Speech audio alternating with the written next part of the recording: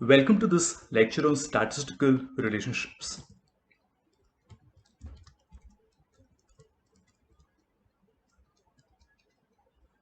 So there are two things that are important in statistics.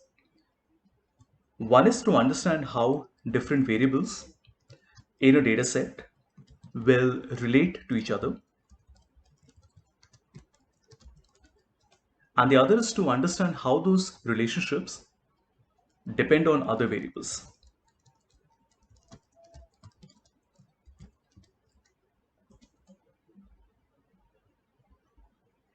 Now, when we use visualization in statistics, it helps a person because you're able to identify trends and patterns when we use visualization. So there are three different Seaborn functions that I would be covering. So we have our rel plot, we have our scatter plot, and finally we have our line plot.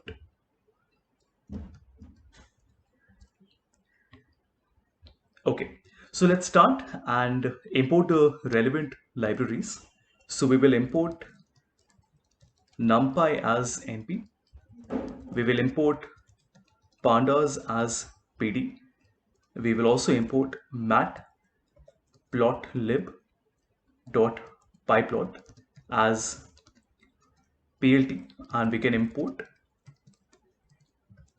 Seaborn as SNS. Now do remember, we can name these whatever we want. So it's not necessary to call them NP, PD, PLT and SNS. But these are the standards that we follow.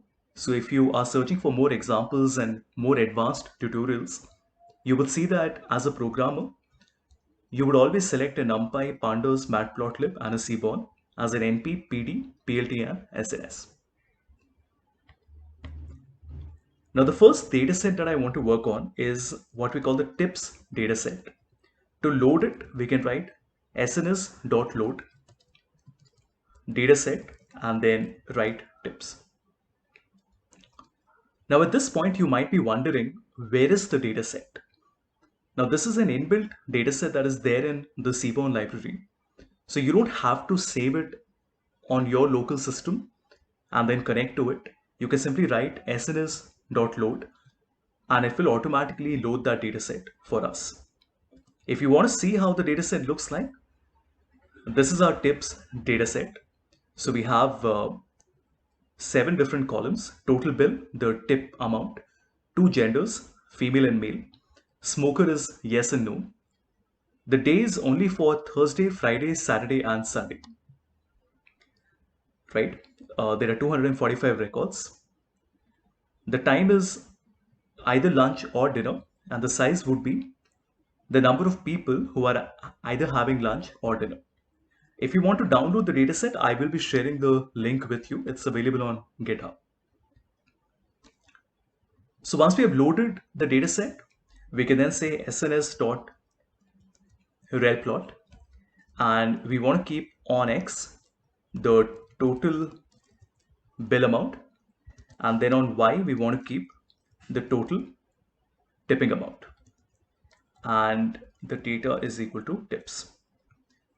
So when we run this, let's run the previous block as well. Okay, this is spelling mistake here. This should be pyplot.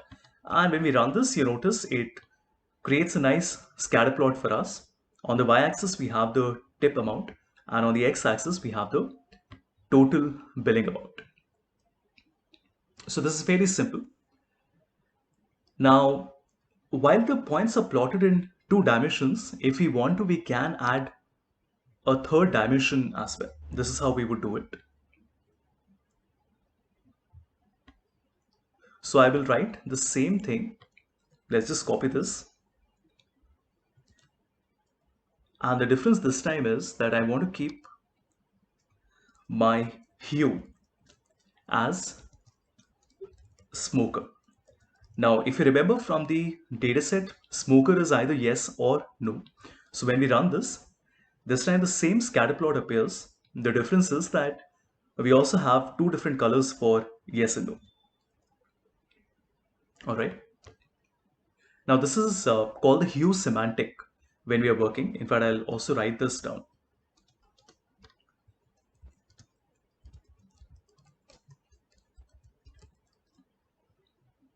And the reason we call it a hue semantic is because the color of the point now has a meaning associated with it. All right, let's go on to the next one.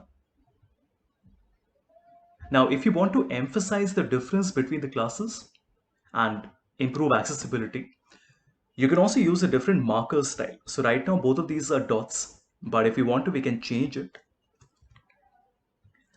So for our accessibility via different types of markers, I'll copy the same line of code. So we have total bill, y is equal to tip, hue is equal to smoker, and we also want to say that the style is equal to smoker. This means that two different styles will now be associated, and when we run this, let me put a comma here. When we run this, the same scatter plot, but this time we have the yeses as a blue dot and the no as a orange cross. So this makes it look much better. Now it is also possible to represent four variables by changing the hue and style of each of the points. But please be very careful when you're doing this. And the reason for this is that, the eye is much less sensitive to shape than to color. So you have to keep that in mind. You don't want to make the visualization too overwhelming. If you're working with four different variables, we can write the same line once again. And this time we will keep the hue as the smoker and we will keep the style as the time. Now remember, we have two different options in time. We have the lunch and the dinner. And now my result looks like this.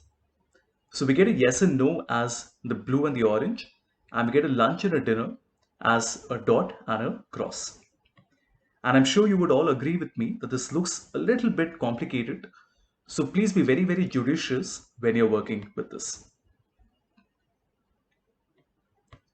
All right, let's go on to the next one. Now, in all the examples that I've shown you till now, the hue semantic has been categorical, which means that the default qualitative palette has been applied. But if you want the hue semantic to be numeric, the default coloring switches to a sequential palette. So let me explain this. Let's copy the same line.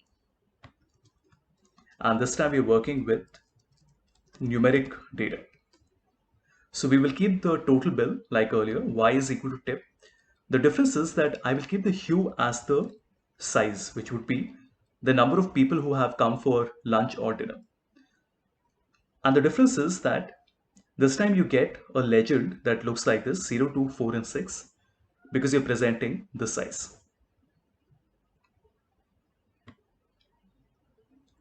Now in both these cases, of course, we can customize the color palette if we want to. So let's look at how we can customize our color palette. So we will write sns.relplot. Then same thing as earlier. In fact, I can just copy this.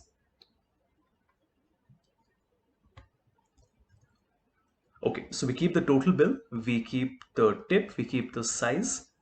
And before we select the data, we have to choose the palette as well. And the palette would be, so don't bother too much with the syntax that I'm writing. I will explain to you how these can be found and how you can look at the different options that are available. So I'm going to write this as 0.5 and we will write 7.5. No, let's keep it 0.75, not 7.5. All right. So as you can see, we are getting the same color here. But if I change this, let's say to minus zero point 0.5, you notice that the colors change to green. Now, how do these palettes work? By the way, these are called the cube helix palette. So you have an option to choose a different type of color palettes. The link will be shared with you. So I'm not getting into too much detail here, but just for you to know, there are 6 different variations of the default theme. So we have deep, muted, pastel, bright, dark, and colorblind. And after that, you can use circular color systems. You can use categorical color brewer. It's very well explained and it's fairly simple to understand. But this is very important. So please make sure to have a look at this link before you proceed. Okay, let's come back. Now the third semantic that we want to change is the size of each point. And to do this, once again, we will copy, come back, paste it, and I will keep the size as, let's say, the size. So what happens is that we get a scatter plot, but this time the 0 to 46 also have a different size associated with them. So it looks a little better. Now do remember that unlike the matplotlib pyplot scatter, the literal value of the variable is not used to pick the area of the point. So what it does is that it takes the range of values in a data unit and it is normalized into a range in the area units. Now you can customize it. So let's see how we can customize this. Once again, let's copy this. So we'll keep the size as size, but after that, I will also say that my sizes are equal to 15 to 100, like this. And what happens now is that you are able to customize the sizes as well. So the differences are much more prominent than the previous one. Wonderful. So we have seen a few examples of the scatterplot. In the next lecture, we will look at how to create continuity with line plots.